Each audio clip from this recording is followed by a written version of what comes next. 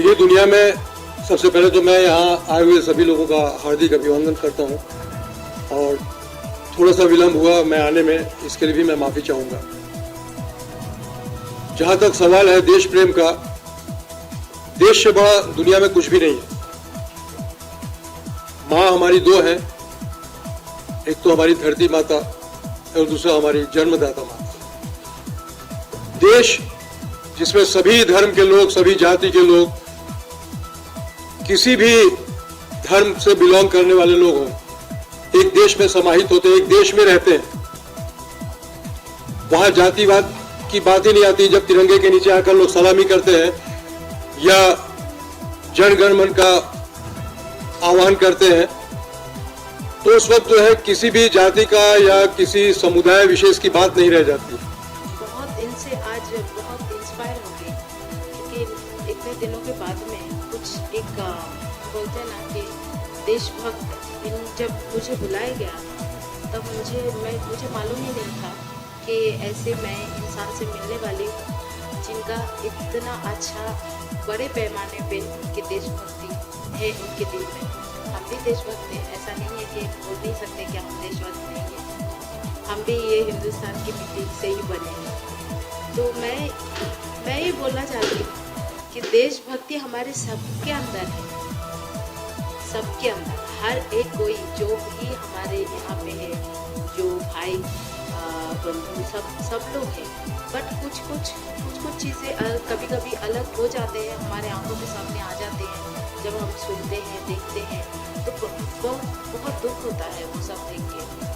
तो मैं ये कहना चाहती हूँ कि हर कोई जब यहाँ पे रहे तो अच्छे से रहे, प्रेम से रहे और अच्छे भाईचारे से रहे।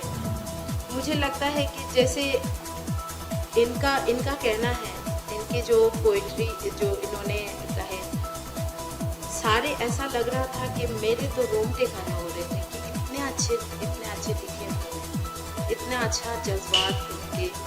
बहुत बढ़िया लगा मुझे, बहुत इंस्पायर हो गई मैं। आज मेरा दिल एकदम खुश हो गया है यहाँ पे आके, आप लोगों के सामने आके। और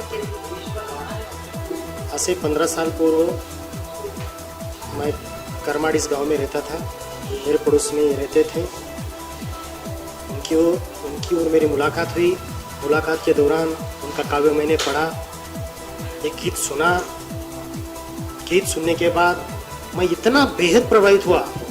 तुरंत बाद 3 दिन के बाद मैंने एक मीटिंग आयोजित करा और 1 लाख रुपए का आयोजन किया और तुरंत बाद फरवरी के अंदर उसको वीर तुझे सलाम नामक एल्बम बनाने के लिए बॉम्बे आ गया। और 2007 की बात है, 6 की बात है ये। लगभग 2 साल म्यूजिक औरंगाबाद में बनाया और संगीत स्टूडियो अंधेरी में वहाँ पे रिकॉर्डिंग किया और बड़े बड़े सिंगरों के साथ उनका जो काव्य है गवाया। और वीर तुझे सलाम नाम का एल्बम मैंने एक भावना की तौर पे, ना कि कमर्शियल, भावना के तौर पे मुझे इतना बढ़िया लगा। इनके विचार, इनकी जो भावना है इतनी बढ़िया है, इतनी देशभक्ति की भावना है, मुझे इतनी भाग गई। मैं इतना बेहद प्रभावित हो गया। तुरंत बाद मैंने, सिर्फ मेरी पगार उस टाइम में 3000 रुपये थी, फिर भी मैंने 1 लाख रुपए का नियोजन करा। और यहाँ आके बॉम्बे में आके कुछ भी मेरे लिए पूरा नया था, इसलिए यहाँ पे मैं फिर भी आके यहाँ पे मैं वो एल्बम बनाया और लगभग 7-8 लाख रुपए खर्च करके उसको टी सीरीज के बैनर तले एल्बम को प्रकाशित किया। मुझे ये लगता है इनके जो विचार हैं, उनकी जो भावना है, देश प्रेम की जो भावना है, ये देश में क्रांति ला सकते हैं, वैचारिक परिवर्तन ला सकते हैं और युवा वर्ग में एक क्रांति ला सकते हैं, जो कि शैक्षणिक तौर पे या सामाजिक तौर पे एक वैचारिक परिवर्तन आके पूरे देश में एक परिवर्तन आ सकता है।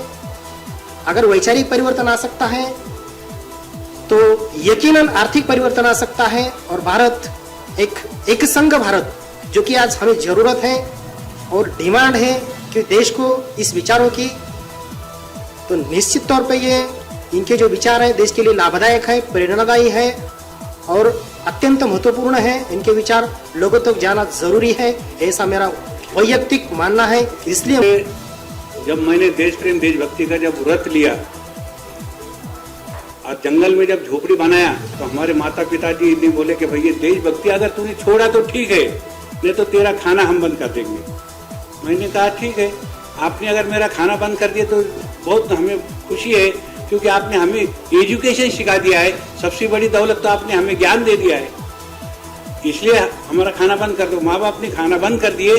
मैं 12 दिन बबूल के झाड़ के ऊपर बैठ के कविता लिखते बैठा जंगल में, नीचे उतरा ही नहीं। उसके बाद माँ बाप परेशान हो गए कि भैया तो वो बोले नहीं, बोली नीचे आ। मैं बोला नहीं, मैं भूखा रह के जिंदा रह सकता हूँ। किस वजह से? देश प्रेम देशभक्ति और राष्ट्रीय वैचारिक शक्ति के दम पे मैं जिंदा रह सकता हूँ, मैं उतरूंगा नहीं। फिर उन्होंने माफी मांगे कि भैया तेरी देश प्रेम देशभक्ति और तू, हम तेरे बीच में बिल्कुल तेरे को डिस्टर्ब नहीं करेंगे, तू तेरा काम करते रहे। तो मैं करना शुरू किया। इसके लिए देश प्रेम देशभक्ति एक ऐसी चीज है ये, और इसमें मैं इतना व्यस्त हो गया हूं। आज 35 वर्ष से एक बंद कमरे के जिंदा समाधि के अंदर मैं जीवन जी रहा हूं, और रात और दिन देश प्रेम देशभक्ति के सिवा मैंने इतनी चीजें लिखा साहब, इतनी चीजें लिखा तो मैं बता नहीं सकता साहब। तो मेरे ऐसे हाथों का ऐसा जख्मा हो गया साहब, पेन पकड़ पकड़ के। तो मैंने एक ऐसे 3 ग्रंथ लिखा। एक मेरा काव्य संग्रह लिखा, उसके बाद 1999 में वीर जीवनी लिखा, और उसके बाद आप जो जिससे फिल्म बनाने की जो इनकी सोच है, तो उसके ऊपर मैंने देश प्रेम देशभक्ति और राष्ट्रीय वैचारिक शक्ति का अद्भुत भव्य दिव्य शुद्ध पवित्र अमर ग्रंथ लिखा साहब। 1 साल से लगातार वो लिखा, और उसका सब पूरा तैयारी हो गई है।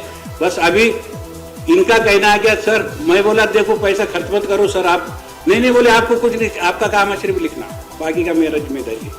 इस प्रकार ये हमें कुछ छोड़ने को तैयार नहीं है। इनके जो रूहानी है, इनकी जो आत्मा है, और इनकी जो अंतकरण है, वो कवि दरबार खान के देश प्रेम देशभक्ति के अंदर अटकी हुई है। हमारे दोनों शरीर अलग अलग 2 शरीर है, लेकिन आत्मा एक ही है, वो है राजा भो राठौड़, और हमें कवि दरबार खान राजा का दरबार है। सर, आपके अंदाज में कुछ कहना चाहेंगे ऑडियंस को? हम क्या कुछ कविता के अंदाज? हाँ, कविता के अंदाज में जरूर कहेंगे। 2 लाइनें अगर हो जाए। हाँ। जिस टाइम वो पुस्तक प्रकाशित हुई विद्यापीठ की ओर से, उसके ऊपर भारत का नकाशा है, और भारत के नकाशे के अंदर सूरज की किरणें हैं, और सूरज के किरण के अंदर ज्योत है। तो कुलगुरु और वो लोग बोले साहब ये तो, और आजू बाजू से हरा भरा है, और बीच में भगवे कलर के अंदर सूरज है। बोले यार ये तो सब हरा भरा पाकिस्तान दिख रहा। बोली, मैं बोला पाकिस्तान, इसमें सूरज है। मैं बोला तो सूरज बड़ा है क्या पाकिस्तान बड़ा है? बोले सूरज। फिर आप पाकिस्तान कैसे क्या बोले? बोले ठीक है। बोले सर, बोले एक काम करो, बोले इसके नीचे उसका अर्थ लिखो। बोले, मैं बोला ठीक है। दीपक में लहू का तेल, दीपक में लहू का तेल शाम का उजाला है, दीपक में लहू का तेल शाम का उजाला है, गुलामी की सांस थी अब लाल से सवेरा है। Thank you so much. ये उम्मीद कर रही हूँ कि आप सब लोग यहाँ आए हैं। इस बात के लिए बहुत कम लोग आते हैं, सिर्फ वो 26 जनवरी या 15 अगस्त ही होता है जिस दिन हम झंडा लहराते हैं, वहाँ खड़े होते हैं, कोई दिन नहीं होता है। और ये जो 35 साल से रह रहे हैं अकेले, वो भी बहुत बड़ी बात होती है। मतलब हमें बहुत लोगों का साथ चाहिए होता है, फैमिली का साथ चाहिए होता है, पर वो अकेले रह रहे हैं। और मैं चाहती हूँ जो वो फिल्म बनाना चाहते हैं वो ज़रूर बने। मतलब मेरी ये इच्छा है, क्योंकि देश प्रेमी होना बहुत बड़ी बात है, और इतना अच्छा नाम है ये। मुझे लग रहा है किसके लिए ये नाम रखूँ मैं, ये देश प्रेमी बहुत अच्छा नाम है। सो बस इतना ही कहना चाहती हूँ। उन्होंने एक आप बॉम्बे आए, बहुत बड़ी बात है, और बहुत कम लोग होते हैं ऐसे जैसे इन्होंने उनका साथ दिया, बहुत कम लोग होते हैं। और मैं बॉम्बे शहर में रहती हूँ, मेरा साथ यहाँ सबने दिया, सबने मैं बहुत खुश हूँ।